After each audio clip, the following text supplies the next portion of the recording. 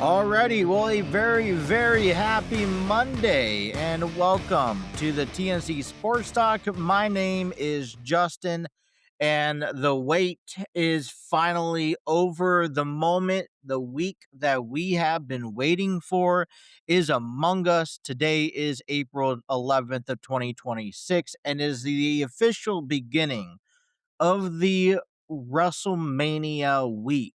A lot of fun things that take place in this event this week between not just within the WWE and it's already a fun packed week, but it's an opportunity for independent wrestling to really showcase their product and their talent all week long in Las Vegas. And so we'll be talking heavily about that. I want to time this up just right.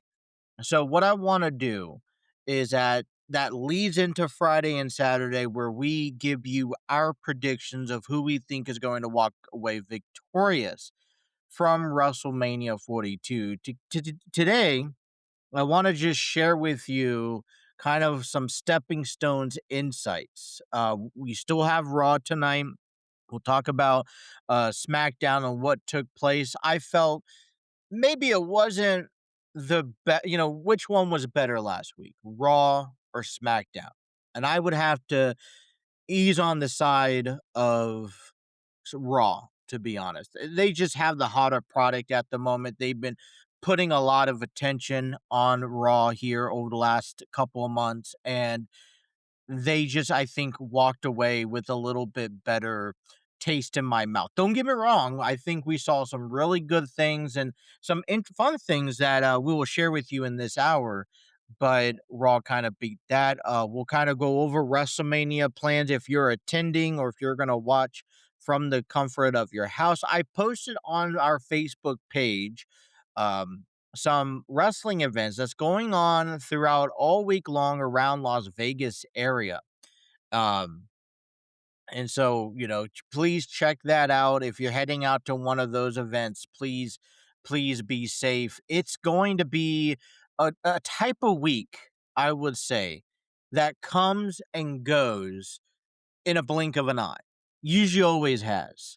And so if you guys are out there in Las Vegas, you're making your plans, whether you're hitting the you know, the festival, the fest, wrestling con, whatever that is going on down at the convention center. If you're attending SmackDown, WrestleMania, the Hall of Fame, or Monday Night Raw, please, please, please just be safe and be responsible. There's people coming from all around the world. People are coming from different parts of the country to get an opportunity to witness and watch WrestleMania. It's a once in a lifetime, in my opinion. I don't make a lot of money, and I would love nothing more than to attend a WrestleMania and be a part of that entire week. And that's something I would love to save up and eventually just to cross off my bucket list. But um, it's a time for fans and friends to come together. I remember, I was a very, very big wrestling fan in high school, but you can never talk about it. It felt like fans and kids had to hide that they were wrestling fans. That it wasn't something, a cup of coffee on a Saturday conversation. That if someone spoke wrestling, you didn't know them. Matter of fact, you didn't associate with them. That's where I grew up, and I grew up in San Diego. But then behind closed doors, when you go out to the sports arena and you go out to these wrestling venues, hey, everyone knows each other. They're having wrestling matches out there. And it's one of those things. What's wrong with professional wrestling? Is it because it's opinionated? Is it because politics between AEW and the WWE? What is it? Why can't we sit here and have these cordial, open conversations out in public, beyond the screen, beyond the talk shows, beyond the events, and just have these conversations of professional wrestling. It seems like still to this day, people are afraid out there when you're roaming the streets and watching, and talking, up and down Walmart stores or Targets or whatever. You're afraid to bring up the WWE. It's almost as if you're second to none afraid to talk religious when we honestly need it the most in this world. So, got a good show for you guys today. Talk about the Reds who dropped a series against the Angels over the weekend. They have a travel day, but that also means a couple of things have untranspired here over the weekend. We'll talk to you about the moves that the Reds have made.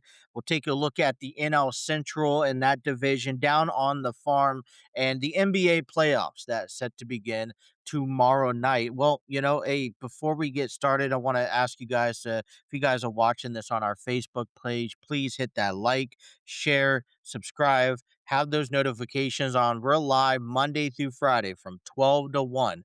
And you don't want to miss a single episode, especially this week, where we talk a lot more wrestling conversations than normal. Um, Weigh in the conversations. I could read the chats. Let me know what you guys think of these stories. What are you guys looking into for this week? Is there a moment that sticks out? Is there a favorite match you're anticipating? Is there a storyline that just doesn't quite make sense? I want to hear about it on our show. Also, you could check out the TNC Sports Talk, the YouTube page, because we have a lot of things going on. Just getting caught up from the weekend of all the MLB The Show 26 gameplay. That's getting it posted up today. And then tomorrow morning, we kick off with another Road to the Show series, episode number 3. As we revealed over the weekend, the college team that we ended up selecting. I think we were drafted by the Colorado Rockies in the late rounds. We didn't like that. So we chose to go back to college. And when I think we're playing as the Fresno State Bulldogs in the college baseball. So check that out. We'll have more episodes of that to come. But let's get right down into the conversations of WrestleMania. Here's what we need to know heading into WrestleMania 42, which is this week. It started, I'm going to say, for us wrestling fans, it kind of starts last week, right? Last week usually is the biggest show out of all of them that really solidifies any wrestling, any matches announced, anything that all the storyline usually receives its hype. This week, we may see some of that stuff, but we're more focused in on. I think we're going to receive a lot more promos, special cuts. You'll see more matches that aren't part of the card. Monday, you could get away with having a normal show. So tonight on Netflix, you can get away with having a normal show and have some extra brawls and this and that because you have time to rest and whatever you will need to do. When it comes down to Friday night, usually there is a kind of a special, more of a cautionary show. Does a lot of, to expect a lot of promos, expect a lot of promotions from the broadcast team, expect video clips left and right. So I would almost say that we're just kind of sitting on our hands over the next few days as we get ready for everything to unravel. But we have Raw tonight on Netflix. We have SmackDown this Friday. I believe, if I'm not mistaken, SmackDown has a little bit of earlier time at 7:30 Eastern time on USA Network because you have the WWE Hall of Fame ceremony immediately following SmackDown on Friday. You don't have to worry about NXT Stand and Deliver as that took place earlier this month. So you have a late night and it leads up to WrestleMania Night 1 and then WrestleMania Night 2. And you would think that that is the solution of it all, but look, it continues because the biggest show of all of this has to be what happens the night after WrestleMania. Usually, we anticipate as fans something excited, something that kind of almost blows our socks off. And I'm going to be honest, in recent years, I feel like that has almost gone away, if not utterly failed. But then you also have the fallout of SmackDown, and then just rolls into the next PLE, which is going to be Backlash in Tampa, Florida. So, as a for just the WWE alone, we have ourselves a pretty good match card is set. Now, for those who are attending, and I posted it on our Facebook page, there are wrestling events all week long. I think this is a great opportunity for independent wrestling to get their names out there, to showcase their talent among people. Um, so that's going all around Las Vegas. That even begins tonight. And then don't forget uh, the fan experience at the Las Vegas Convention Center. That'll be going on. I want to say that starts on Thursday. That's going to go throughout the weekend. Stop by, you check out the memorabilia. They have some cool things that you get a chance to check out and be a part of. Some from what I've seen people doing entrances, autograph signings. Um, you know you got maybe some matches in between as well. Obviously, the WWE shop is going to be there. And that's all, if you don't have a ticket to WrestleMania and you could get yourself into the fan experience, I think that's worth enough. Like you said, this is something that I would honestly love just to cross off my bucket list. So, what really have gotten you into wrestling at this moment? For people who are watching us, you see me wearing this Undertaker shirt. And I really I love it. Look, listen, it's an arguable question. I know everyone has their own opinions on who's their favorite wrestler. The Undertaker to me is my favorite wrestler. Matter of fact, The Undertaker is the reason why I started watching wrestling. SmackDown was the brand I started watching wrestling on. To me, SmackDown has always carried a bigger heart of a better show. I grew up, like you said, watching SmackDown every Friday night, and I enjoyed it. And don't get me wrong, nothing wrong with Raw, but for me, SmackDown was where it's at.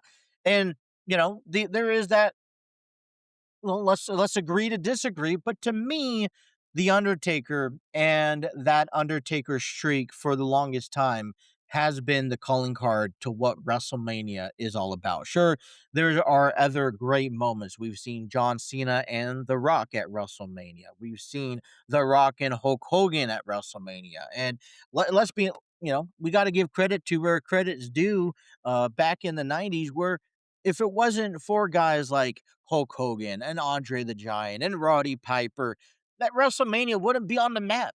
Would it be successful? Vince McMahon and the WWE would flat bottom line, and we wouldn't be having a moment that we've had 40 plus years later. So there is arguably to say a lot of historical value to WrestleMania, and a lot of people have paved ways into the upcoming generations, the showcase of immortality. So, what was your favorite WrestleMania moment? Like you said, I maybe on a biased opinion, I had to think that the 4 year WrestleMania plan between The Undertaker, Shawn Michaels, and Triple H had to be something very memorable. Just a few years prior to that, we saw Shawn Michaels retire Ric Flair. And I've thought, man, I don't think you could really top that. And look, maybe in different perspectives, that 4-year plan doesn't top any of it. But that told a story within itself, an ending of an era, a turning of a page of what wrestling and its image look like. Trust me, we don't see the same type of characters. We don't see the same type of storylines. As a matter of fact, a lot of people that are in the industry today has came from other wrestling promotions, and if not from other sporting entities. We don't see, just household names get brought up. And even this past Friday Night SmackDown, we saw Danhausen made his in-ring debut. We saw Royce Keys, aka Powerhouse Dobbs from AEW, who made his in-ring debut. Wrestling just isn't the same anymore. And as WrestleMania 42 approaches, and there's a lot of things, and you could point fingers to a lot of reasons why WrestleMania 42 maybe isn't hitting off. Maybe the ticket prices are too much. I know that's been the biggest conversation. Let's not sugarcoat anything here. About 40,000 tickets per night has been sold. WWE is trying to aim for 50,000 or more. Are they going to be able to hit 50,000 tickets per night at WrestleMania 42? And is that really underlying comparing this year's WrestleMania, which is back at Allegiant Stadium, something I haven't seen done in a while? Is that a good thing? The trend is 20% lower to last year's ticket sales. Maybe even if they reduce some prices, you're expecting almost 10 to 20,000 people make their way to Las Vegas this week alone. I don't know about you, but I don't have I live here in Kentucky, Ohio, whatever you want to call it. And just to get tickets alone and then have to try to travel to find hotel rooms, to find food, to find transportation, all of that's included. And if your ticket prices are $5,000 or even $1,000 or even several $100 for nosebleed seats, I've had to win the lottery to be able to get there. And let's also be honest with ourselves, because next year, not a single WrestleMania ticket's going to be sold because it's going to be taking place in Saudi Arabia. I highly doubt, and I don't know at this moment, that the WWE is going to be able to sell any outside country tickets. It's only going to be exclusive to the country of Saudi Arabia. And hopefully, this time next year, our country, our globe, our world is in a much better place. Or else, I'm always skeptic when we cross territories such as that. But how is WrestleMania perceived in your eyes over the last 6 to 8 weeks? Has it built up to your expectations? Have you have you liked the storylines? Have you liked the build up to some of these matches? And don't get me wrong, some of these matches have appropriately built up. But there also been a few that has gone a little stale. It's gone a little flat. And it's one of those, for me, yeah, I have a couple of key matches I'm tuning in specifically for, and I'm going to watch all of this. But there are a handful where it has become a lackluster. And so we're setting the stage for WrestleMania 42. Either way, as a fan, I'm enjoying this, despite the ticket sales, despite what we've heard from the past, and despite whether we like what has been brought up or what has been avoided. It's still something that we come together and we get to watch. We get to enjoy out of pure entertainment. And that alone, right there, starts off tonight on Raw, Netflix, the go home show to WrestleMania 42.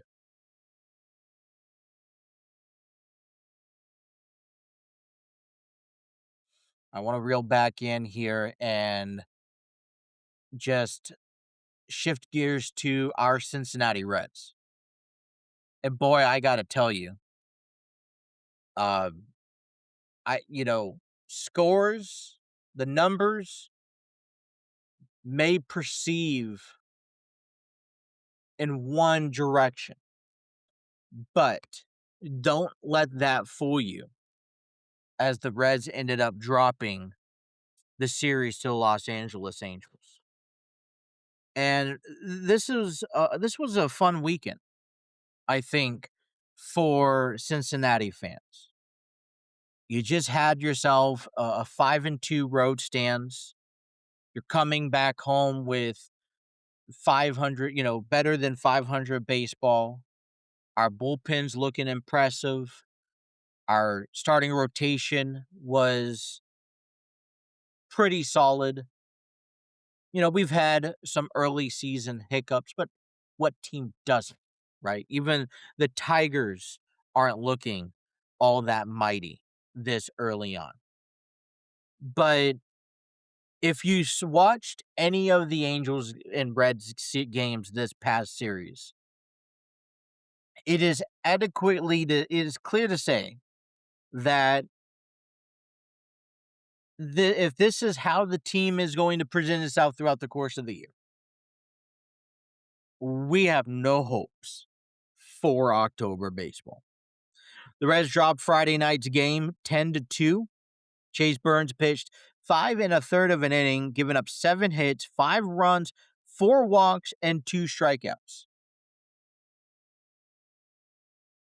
On Saturday, in the 7-3 win that the Reds did have, Brandon Williamson pitched 4 innings, 3 hits, 3 runs, 6 walks, and 3 strikeouts. Andrew Abbott, in our 9-6 loss on Sunday, he pitched 3 innings, gave up 8 hits on 7 runs with 2 walks and a strikeout. Ellie De La Cruz looked pretty solid. He was 1 for 3 with a home run on Friday, 3 for 4 on Saturday, and 2 for 5 with a home run on Sunday. Overall, we put up 18 hits and we gave up 25 hits. Over the first 5 series of the season, I've been kind of trying to wait back and say, all right, when is it time to sit here and really judge how this Reds team is going? But over the first 5 series, we have won 2, we have lost 2, and we have split. We are 9-7, and we're about to take on the San Francisco Giants in a 3-game series. We're about to head out to Minnesota for a 3-game series, and we're heading out to Tropicana Field in Tampa Bay for another series before coming home in 2 weeks for the Hall of Fame ceremony against the Detroit Tigers. 2 things stick out to me when it comes to the Reds and where we probably need to focus the most on. That's why I said at the beginning of this segment, don't let numbers perceive you, because 6 runs yesterday didn't come until the end of the game. And it's kind of been notorious that the Reds haven't really put up any runs so far. Sure, they put up 7 runs back on Saturday. But you look at all the other games that they've won, that they've lost, it's been very close. And it's 2 runs here, 3 runs there, 1 run there. A lot of no offense prevails. It's not like they can't get on base, but they're not scoring people in. And when you look at all the hype that we've made for this Reds organization over spring training, you got Ellie De La Cruz, you had Sal Stewart and Gino, 1, 2, 3 in a 3, 4, 5 hole. And then Matt McClain, who came out swinging away during spring. And you're like, well, this ball club shouldn't have any issues scoring in runs. But the matter of the fact is that we lack scoring in these runs. Let me take at least 2 of the 7 runs and put them into a Friday or a Saturday game, and maybe the game would have been a little bit different.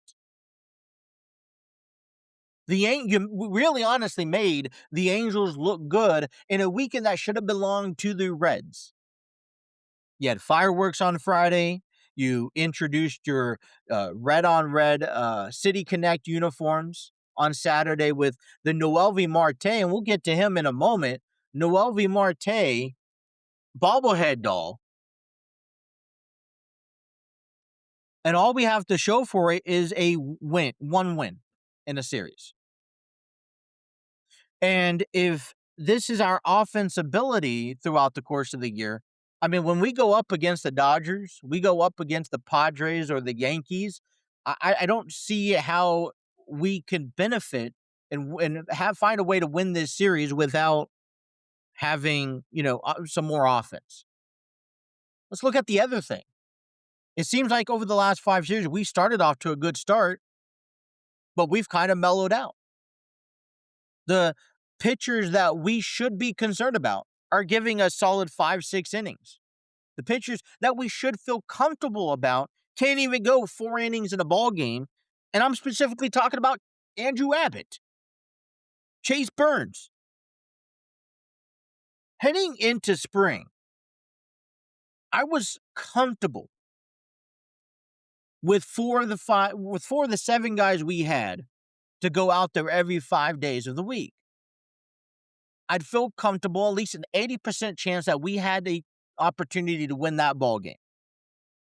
I can't say the same about those 4 same guys. Now, 2 of them are on the IL. We know one's Faith not returning until July. What's the second Faith of Nick Lodolo? He's supposed to have a couple more outings, bullpen sessions, get some gameplay, and hopefully we can see him back at the end of April. But I expected a guy like Andrew Abbott to step up and fill in that role. I actually had the expectation of Andrew Abbott being the ace replacement of Hunter Green, regardless if Hunter Green's in that rotation or not. We saw during the spring a very slow start to a lot of our pitchers, including the bottom half where we saw Rhett Lauder, Chase Burns, and Brandon Williamson just struggle. And there was an expectation from that. I'm like, all right, well, I have to provide myself some patience with these players because, 2 of them are coming off of injuries. And yet these guys are giving us a better outing than the 2 guys that we expect to perform well in Andrew Abbott and Brady Singer. And I go back to round to saying is that if this is how it's going to be, then let's kiss our hopes goodbye when it comes down to our postseason chances. Let's turn over to football. Let's worry about the NFL draft and getting Joe Burrow some protection at the offensive line.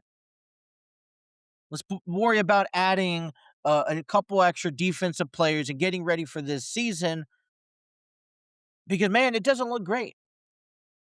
Our 9-7 record does not demonstrate our performance or does not represent our performance on the field. And coming out of news this morning, the Reds are making some changes. Noelvi Marte, who we just celebrated the bobblehead doll back on Saturday, is being sent down to the minor leagues. Reese Hayes is being called up. And I'm like, okay. I mean, and Noelvi Marte shouldn't be the only player right now, in my opinion. Will Benson, another, you know, elite guy that I think that should be put down into the minors. I'd like to see JJ Bleday come up and see what he has to offer, honestly. Blake Dunn as well.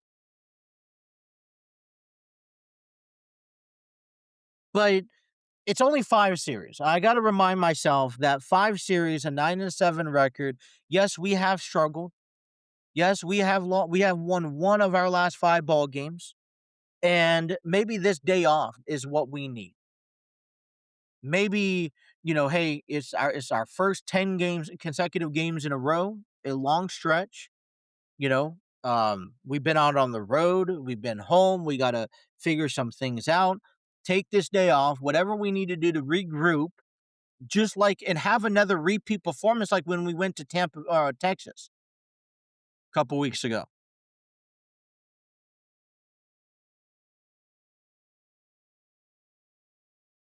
But I'm not here to hit the panic button with anybody. I'm not here to sit here and say, "Oh, well, these Reds, I have a lot of hope for these Reds, but a lot of is quickly turning to me that this is the same Reds team from 2025, and we haven't learned and we haven't developed. And let's be fair with each other. We haven't seen the performance out of guys like Gina, out of guys like Ellie. And, we can't bank off of Matt McLean or Sal Stewart to carry this team to where then what was the purpose of picking up Gino to begin with? So hopefully this day off and a couple of these transactions that we are starting to sort out, right, that's the only positive that comes out of this organization right now. I found this was a kind of just interesting notation over the weekend. Former third baseman Jameer Candelario, who we signed and released, knowing that we saw to finish paying his contract. He was signed for the Reds, 3 years, $45 million. Well, this past offseason, he was picked up by the Los Angeles Angels, went through spring, only batting 111 this far, and back on Saturday, he was released by the Angels organization. But prior to the ball game, as Los Angeles called up Vaughn Grissom, which he was brought back from injury. So, want to wish Jameer Candelario whatever the future holds for him on Major League Baseball. Wish him the best of luck there. Let's take a look down at the National League Central. Yeah, I love it when our NL Central teams face off against each other. The Pirates took on the Cubs at Wrigley Field. The Cubs, a team that I figured would be probably a dominant threat to the division, dropped the series one game out. One only took 1 out of 3, winning yesterday 7-6, dropping Saturday and Sunday. Pirates are looking really good in the NL Central. They're currently sitting in first place with a 9-6 record. And the Pirates begin a 4-game series tonight against the Washington Nationals. First game at 6:40. Chicago is headed off to Philadelphia for a 3-game series tonight, beginning at 6:40. Milwaukee hosted the Washington Nationals over the weekend, and they got swept. Man, I remember back on Friday, I talked about teams that um, really made early season impressions. Nationals were one of them. Well, they swept the Brewers 7-3 on Friday, 3-1 on Saturday, 8-6 on Sunday. Man, pushing the Brewers back. We would have, and this is the moment we got to take advantage. And you just got to find a way to get excited because we're not in last place. We're most definitely not in first place. But a moment like this, how many opportunities do you think Milwaukee is going to give up and get swept, especially by a non-tolerant team in the Washington Nationals? The Cardinals also dropped their series, taking 1 out of 3 against Boston at home. St. Louis will remain at home as they welcome in the Cleveland Guardians for a 3-game set beginning tonight at 7:45. And on Tuesday, tomorrow, Milwaukee will be hosting the Toronto Blue Jays in a 3-game series. Reds will get ready for the San Francisco Giants tomorrow night at 6:40. In the NL Central, the Pirates have a 9-6 record, stand alone in the NL Central lead. Reds come in second with a 9-7 record. The Cardinals with 8-7, tied with the Milwaukee Brewers at 8-7, and Chicago with a 7-8 record. Down on the farm, let's take a look at the farm minor league series that took place last week. It's kind of one of those things where you just wrap up. They have 6 games in the series. Louisville Bats. They were in on the road against the Indianapolis Indians. They won on Tuesday, shutting out the Indians 8-0. They got shut out on Wednesday 5-0. Came back on Thursday to win 5-1.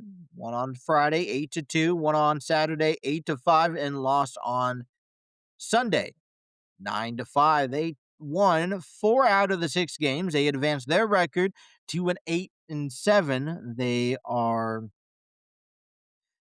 coming back home to host the Toledo Mud Hens for a 6-game week series.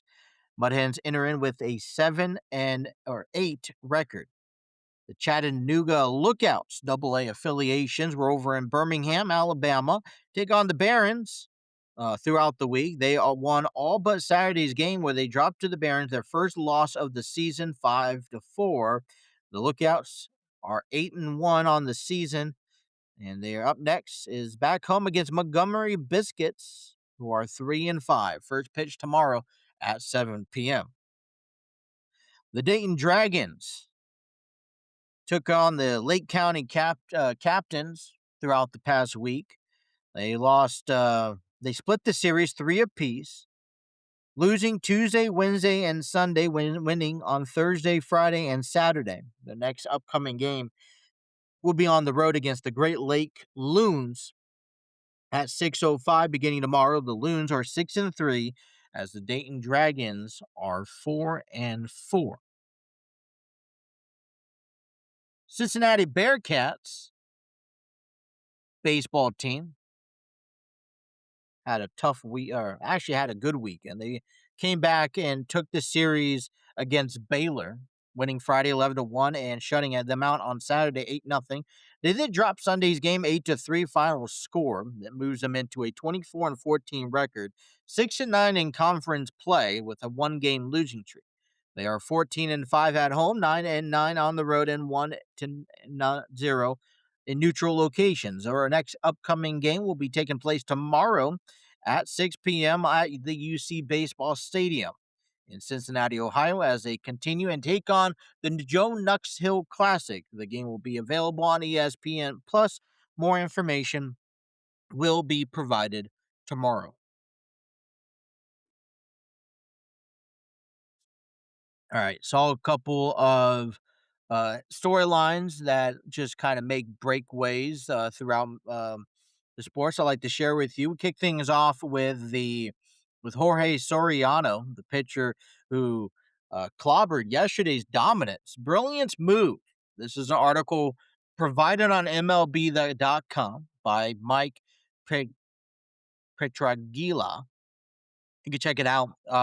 It just basically talks about Jose Soriano continued his overpowering historic start to the 2026 season, allowing just 2 hits over 7 scoreless innings, while the Angels offense scored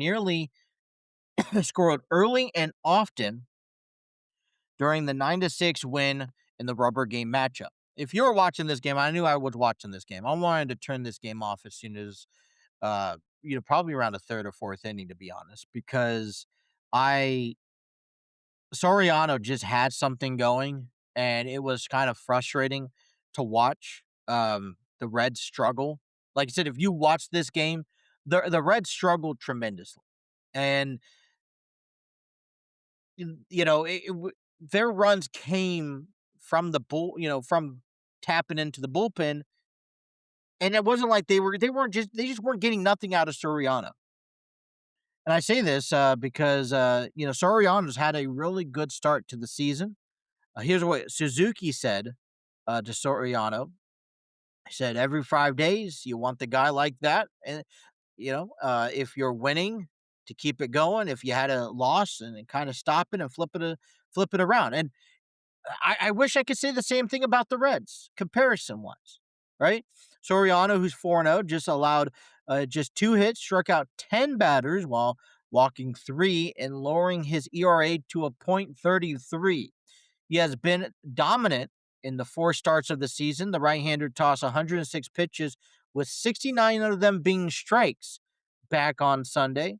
In 4 winning starts, he has allowed just 1 run over 27 innings, striking out 31 and only walking 9 batters.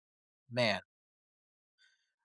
With the Angels up 8-0, Soriano rocked Nathaniel Lowe with 1 out in the 7th. He struck out Spencer Steer, and for the second out, then Suzuki went to the mound. Instead of pulling him, he let Soriano face Noelvi Marte. Suzuki told him before he got to the mound, I told him, "Hey, let me finish this." That's what Soriano told to Suzuki. Let me finish this, and this is my game. So trust me, I'll finish this. He rewarded it, and he was able to accomplish it. So, look, I mean, Soriano's having a really good start. I think that he is going to be a key role to whatever the Angels' success is in 2026. And he's a pitcher who should be kept an eye out for. And other sports news, we have seen, let me just scroll down to it. National League Central.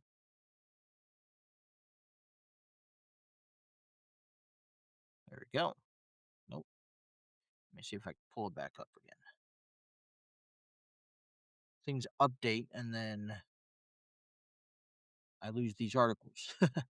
MLB.com. They were talking about Jordan Walker, the St. Louis Cardinal.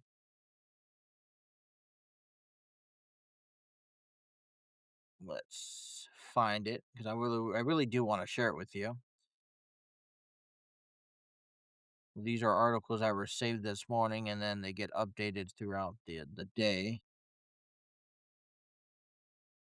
There we go. Alrighty. So, over in St. Louis, keeping it in the National League Central, we see Jordan Walker, his 5th home run during the 7-game hitting streak on Saturday night. Cardinals manager Oliver Marmol made it clear that he would happily continue to field questions on the 23-year-old right fielder's incredible power surge. It's a good thing Marble felt that way because the questions came his way again after Sunday's game. In his first plate appearance on Sunday afternoon against the Red Sox at Busch Stadium, Walker sent another bolt into St. Louis sky, demolishing a Brian Bello cutter. A StatCast projected 432 feet over the wall in left center field. It was Walker's 7th home run of the season, pulling him into sole possession of the Major League's home run lead. It also extended his hitting streak to 8 games as the Cardinals fell to the Red Sox 9-3. Walker became the 4th Cardinals player in franchise history to hit at least 7 home runs in the team's first 15 games, joining Mark McGwire, who did it in 1998, Scott Rowland, who did it in 2004, and Albert Pujols in 2006. It has As this hot stretch unfolds, Walker manager continues to praise his progress and the difference between his preparation versus flipping the switch to game mode when the time comes. Look, you have a young team, you have a redeveloping team in the St. Louis Cardinals. This is you like to see this progress coming out of the talent that you have. it's a clear indication that you're moving in the right direction. You're doing wonderful things, and it's great to continue that to happen. They're only what they're only 7-8 or seven. Is it 7-8? 8-7 in the NL Central. It's been very close. You kind of expect a lot of this to kind of ship ways over a while. So definitely like what's coming out of that. All right.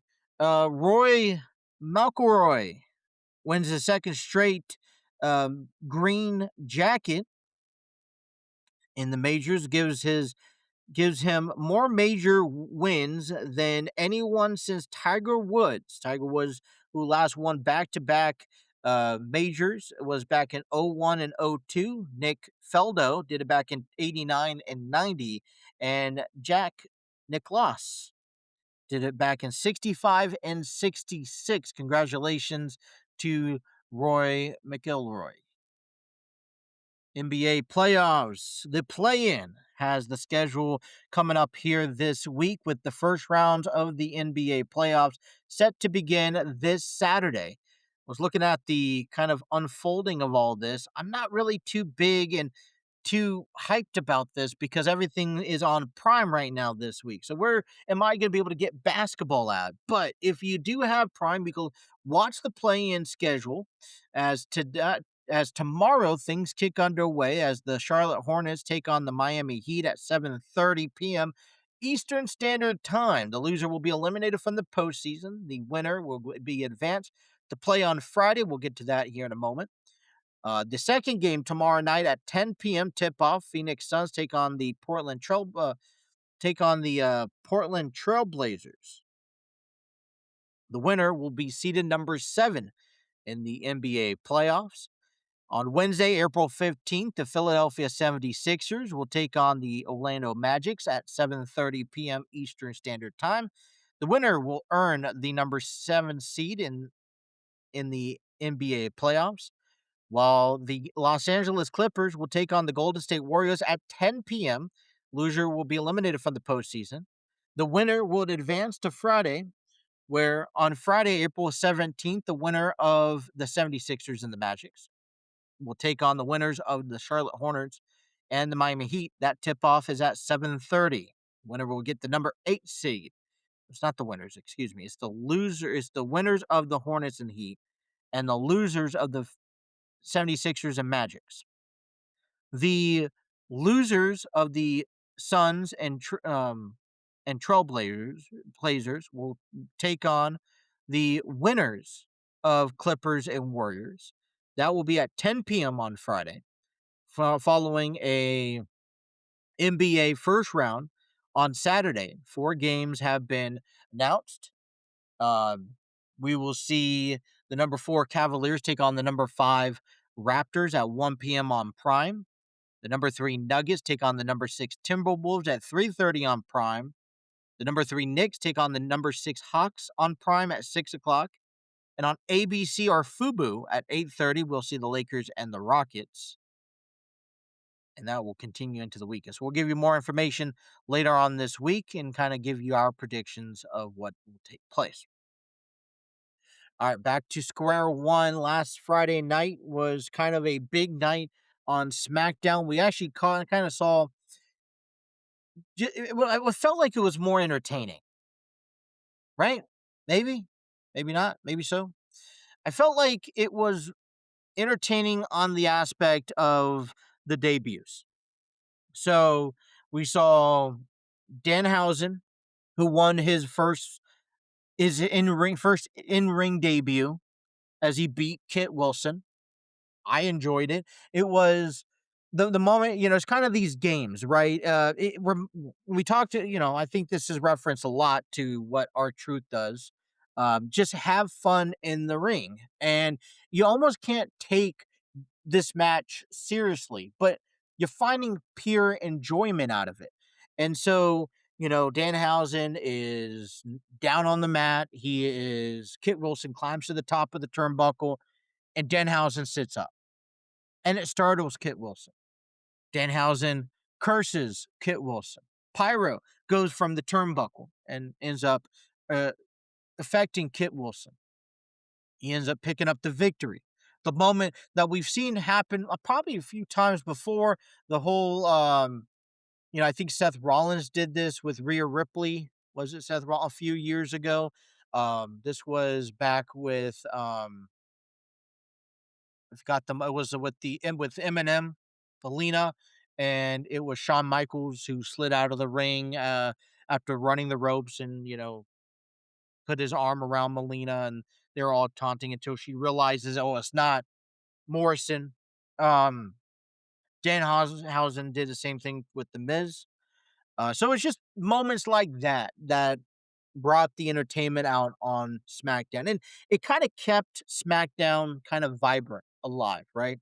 Something that we were excited to watch. Royce Keys, who made his WWE debut back at the Royal Rumble earlier this year, been off of air.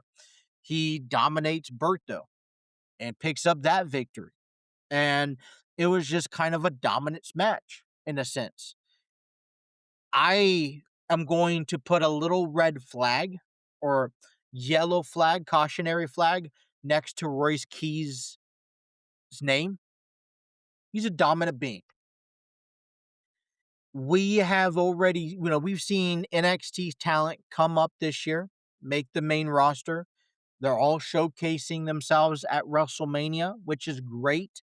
Royce Keys immediately demonstrates to me that he is a dominant wrestler, that he is just, his showcase is tossing people around. His showcase is just, not, I want to say bullying, but just being someone who physically can just go toe to toe in the ring. I don't see him as big as Obafemi. But see, the WWE is not big enough for multiple just big muscular men in the ring that cannot speak. Now, I haven't heard Royce Keys behind a microphone. Would Royce Keys, could his build be something that division could be looking for if you tie him along to Braun Breaker, Bronson Reed? Sure, maybe he needs that guidance. I don't know where he's going to fit in. I personally believe that Royce Keys should start in NXT, where he could be developed in the WWE way, maybe work on. He can't just be this silent wrestler that just comes in, destroys, and that's it. Obafemi already took that spot. So I don't know if it's just the bad timing, bad positioning. I know Oba's moved to Raw right now, which is fine by me. So this is where you kind of could wiggle him in. This is also to give Royce Keys this little testament of, all right, here's, show us, let us introduce you to the fans and the WWE universe, and then go from there. But I feel like it's going to be a little bit of a slower start to him. We saw Drew McIntyre and Jacob Fatu that, you know, kind of took things to the next level, which is something that SmackDown needed. I think the biggest thing that I walk away with has to be that we see Pat McAfee on the side of Randy Orton. Pat McAfee cuts a promo. Cody Rhodes responds to the promo. Randy Orton cut scenes to him being backstage, beating up Jelly Roll. I feel like this has become a celebrities match. You got Pat McAfee in Randy Orton's corner. You have Jelly Roll now, who is going to be in Cody Rhodes' corner. I feel at some point Jelly Roll is going to make his appearance and then attack Pat McAfee, all for show. Great, cool to see. I feel like that, though, honestly takes away from Randy Orton and Cody Rhodes. That could be a really big, big match to receive at. So I don't know. I mean, I'm not against it. I'm just trying to see how WrestleMania 42 fits in that perspective. Tonight on Raw, it is the go home show before WrestleMania 42. It will be taking place in Sacramento at the Golden One Center in California. The road to WrestleMania is coming to an end this week. All of the top stars will be involved and are expected to be in the WWE program. Like I said, this is kind of like the show where you have some time to relax so you can really go. If you can top last week, I feel like this is the way to do it. Expect to see guys like Roman Reigns, CM Punk, Gunther, Obafemi. I don't see any matches on the card. Um,